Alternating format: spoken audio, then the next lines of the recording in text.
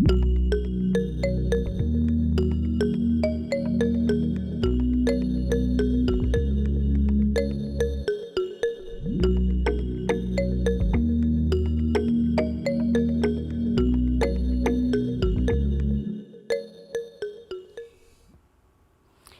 mayor reto que enfrentamos para el desarrollo económico en Costa Rica no es el déficit fiscal, ni el costo de vida, ni los desequilibrios macroeconómicos, son las brechas estructurales del mercado laboral. La pandemia del COVID-19 ha puesto en evidencia las debilidades de nuestra economía. En junio del 2020 se estimaba que el 30% de la población se encontraba en condición de pobreza y el ingreso per cápita promedio se había reducido en un 13%. Para el tercer trimestre, la tasa de desempleo se había incrementado en 10 puntos porcentuales con respecto a su indicador el año anterior, alcanzando un valor de 22% y 74,000 personas se habían retirado del mercado laboral. Esto, sin embargo, no afecta a todo el mundo por igual. Los grupos más vulnerables y las mujeres son quienes más se han visto perjudicados por la poca versatilidad que tienen para adaptarse a las nuevas condiciones que se les exigen. Esto en mucho se puede explicar por las brechas que encontramos en el mercado laboral y hoy particularmente les quiero hablar de dos. La primera está relacionada con las brechas que obedecen a un sistema educativo deficiente e ineficiente que es incapaz de dotar a la mayoría de la población de las competencias necesarias para trabajar. Y el segundo tiene que ver con la brecha de género, es decir, aquellas diferenciales que observamos que obedecen a patrones culturales que valoran el trabajo femenino en menos que el masculino. A pesar de que Costa Rica es uno de los países de la OECD que más invierte en educación, sus indicadores son deficientes. Para los 15 años ya mostramos un rezago de 2 años con respecto al promedio de los otros países en términos de conocimientos y capacidades. Apenas graduamos a 1 de 3 personas de educación secundaria y cuando lo hacemos, estas personas tardan muchísimo más en concluir sus estudios de lo que está previsto. Esto evidentemente genera disparidades que se van a reflejar en el mercado laboral. Consideremos la distribución de las personas ocupadas en este mercado a partir de la escala ISCO. Esta escala es una escala que nos clasifica los diferentes niveles de competencias que la gente tiene. En el primer nivel encontramos aquellas ocupaciones que se asocian con las tareas más básicas y rutinarias.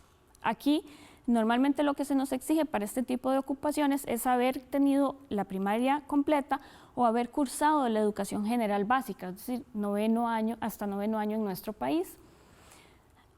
Dado que la población en promedio en Costa Rica tiene apenas 8 años de escolaridad, entonces no es de extrañar que alrededor del 50% de la población ocupada vaya a estar en esta categoría. En el segundo nivel vamos a asociarlo con ocupaciones que suponen una cierta habilidad para seguir instrucciones, redactar informes, tener habilidades de comunicación. Para esto normalmente lo que se nos exige es que hayamos concluido la educación general básica y en la mayoría de los casos se haya concluido la educación diversificada, es decir, colegio. En estas ocupaciones, en este nivel de ocupaciones encontramos ocupaciones tales como secretariado, contabilidad, electricistas, mecánica automotriz y sastrería. Vean que la mayoría de las vocaciones que tenemos en la oferta de los colegios técnicos profesionales y del INA estarían cayendo en esta categoría. En el tercer nivel, lo que vamos a tener son habilidades y destrezas más especializadas de carácter técnico, que nos exigen haber cursado estudios terciarios entre 1 y 3 años. Y aquí vamos a tener entonces ocupaciones relacionadas, por ejemplo, con la gerencia comercial, la representación comercial o los técnicos de laboratorio médico, por ejemplo. En el cuarto nivel, y aquí entonces lo que tenemos es una gran carencia de la oferta educativa costarricense que hace que precisamente en este nivel, que es uno de los que debería conectarnos para tener movilidad, no tengamos realmente personas con este tipo de destrezas. Lo que sí tenemos es un grupo de profesionales que van a la universidad y concluyen programas mucho más largos de entre 3 y 6 años para desarrollar habilidades con mayor especialización. Y aquí tenemos entonces alrededor del 15% de la población. De esta forma, entonces, tenemos a un 50% en el primer nivel, alrededor de un tercio en el segundo nivel, casi a nadie en el tercero y un 15% de personas profesionales. Esto repercute entonces en los rendimientos que observamos en el mercado laboral. Si una persona alcanza un nivel de competencias 2, logra ganar alrededor de un 60% más que alguien que tiene las competencias más elementales. Para las mujeres, si se capacitan y logran estar en el nivel 3, entonces los rendimientos asociados a ese nivel de competencias son de un 140% en relación con una mujer que se quedó con el nivel de competencias más elemental. Para los hombres estos rendimientos son todavía mayores y alcanzan el 170%. Y los rendimientos se incrementan aún más cuando hablamos de la población profesional.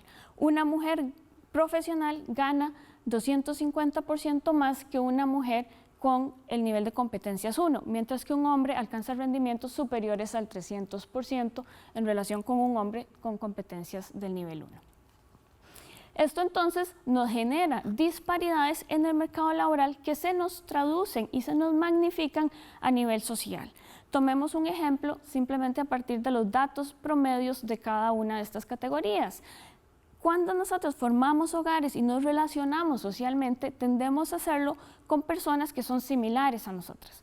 Entonces, una persona con un nivel de competencias básico tiende a moverse en círculos sociales con personas similares y tendrá a emparejarse con una mujer que también tiene niveles de competencias en ese mismo nivel 1. En ese caso, este hogar estaría generando un ingreso aproximadamente de 490,000 colones al mes. Por el contrario, una pareja de profesionales podría estar ganando en promedio 1.800.000. Esto es 3.7 veces el ingreso de la primer pareja. Ahora bien, esta primer pareja podría ser normal que la mujer encuentre dificultades para insertarse en el mercado laboral, ya sea porque no encuentra trabajo o porque tiene necesidades de cuidado que le impiden ir a trabajar. En ese caso, entonces, el ingreso de la pareja de profesionales podría ser hasta 7 veces el ingreso de este primer hogar. Y entonces esas disparidades que tenemos en el mercado laboral se nos están magnificando y quebrando al país en dos. No es una Costa Rica, sino dos las que tenemos.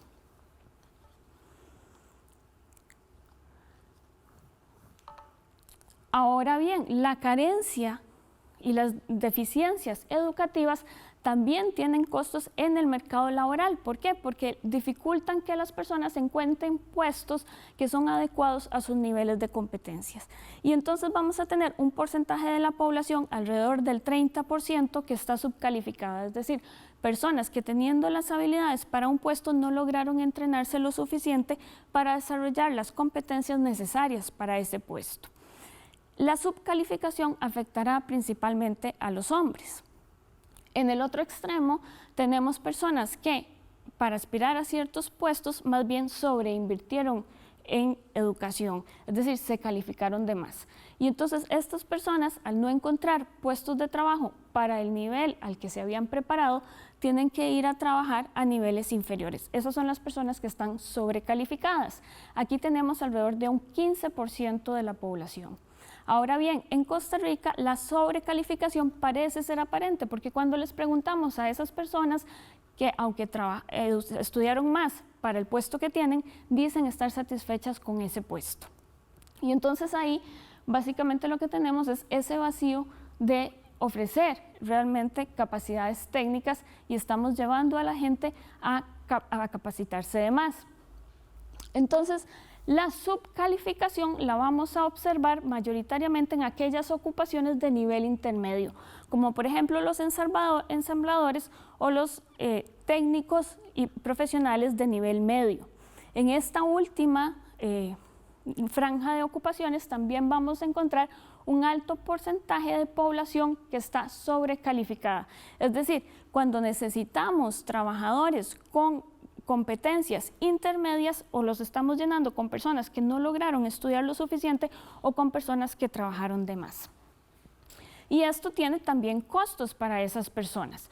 ¿Por qué? Porque entonces las personas que están subcalificadas ganan en promedio un 30% más que aquellas personas con su nivel de calificación que se quedaron en esos puestos más bajos, pero menos que las personas que sí están adecuadamente capacitadas para esos puestos. Por el contrario, las personas que están sobrecalificadas tienen un castigo por trabajar en puestos inferiores a su nivel de competencias. Ese castigo oscila entre un 35 y un 47% para estos grupos. Ahora bien, les mencioné que la subcalificación afecta principalmente a los hombres. Esto es porque las mujeres tienen poca vinculación con el mercado laboral y entonces cuando no encuentran trabajo que pueda adecuarse a sus competencias, tienden a retirarse del mercado laboral. Es decir, que las que permanecen son aquellas que efectivamente tienden a lograr mejores emparejamientos y entonces las mujeres ocupadas están menos expuestas a estos castigos por los malos emparejamientos. Las mujeres ocupadas también tienden a haber tenido mayor escolaridad que los hombres y estas dos características hacen que cuando sumemos en el agregado, las mujeres ganamos en promedio, tenemos un salario por hora superior al de los hombres, en aproximadamente un 4%. Pero cuando desagregamos por categorías de competencias, encontramos que los hombres en todas ellas ganan más que las mujeres. Esto parece contradictorio, pero en realidad no lo es, obedece a esas características que les acabo de describir. Ahora bien, esta brecha que observamos entre los salarios de los hombres y las mujeres oscila entre un 13 y un 23%. Parte de esa brecha responde a que los hombres tienen trabajos o presentan características diferentes a las de las mujeres. Los hombres tienden a ir a trabajos que son en mayor proporción formales, de tiempo completo, permanentes y además los hombres tienen menor intermitencia en el mercado laboral, lo que hace que acumulen mayor experiencia laboral. Todas estas características se asocian con una remuneración mayor. Si las mujeres lograsen tener esas mismas características, entonces una mujer en el nivel de competencias 2 podría incrementar su ingreso en aproximadamente un 4%. Una mujer en el nivel de competencias 3 podría incrementarlo en aproximadamente un 9% y una mujer profesional en un 11%. Esto, sin embargo, no es suficiente para cerrar la brecha, porque hay un porcentaje de esa brecha que se nos queda sin explicar. Y esto es lo que normalmente asociamos o le denominamos el coeficiente de discriminación. Para las mujeres en el nivel de competencia 1, ese coeficiente de discriminación nos explica la totalidad de la brecha que observamos. Sin embargo, conforme vamos aumentando los niveles de competencia, el porcentaje de la brecha que está explicado por el coeficiente de discriminación se nos va reduciendo hasta alcanzar apenas el 20% en las mujeres profesionales. Esto lo que nos indica es que la educación es la mejor arma que tenemos para que las mujeres no solo se inserten en el mercado laboral, sino para que tengan contra qué defenderse ante la discriminación que enfrentan. Así, entonces tenemos varios retos asociados con estas brechas. El primero y fundamental es que debemos capacitar a la población. Esto implica tanto el grupo que se encuentra dentro del sistema educativo y que está en edad de escolaridad, como aquel grupo que ya concluyó la educación o fue expulsado del sistema educativo y está actualmente en el mercado laboral. En este sentido, el 2020 fue una oportunidad de alguna forma perdida para poder generar estas capacitaciones, porque políticas de auxilio durante la pandemia pudieron haberse condicionado para que las personas se capacitaran durante este año y adquirieran mayores competencias. Igualmente, el Ministerio de Educación Pública pudo haber suspendido el año lectivo y haber reentrenado a sus profesionales para poder hacer una reforma profunda del sistema de educación. Estos, sin embargo, son retos y tareas que nos quedan pendientes por hacer hacia el futuro. Además, tenemos una tarea de generar cambios culturales que les permitan a las mujeres generar mayores vínculos con el mercado laboral. Esto implica no solo cambiar la forma en la que las empresas contratan y remuneran mujeres para ir cerrando esas brechas, sino también generar cambios culturales en la forma en la que construimos la masculinidad y la feminidad para que las mujeres se puedan asumir como agentes y puedan encontrar un valor en esa participación en el mercado laboral y en esa independencia económica a la cual puedan aspirar. Si no enfrentamos estos retos, Costa Rica no podrá realmente aspirar a un desarrollo económico de largo plazo.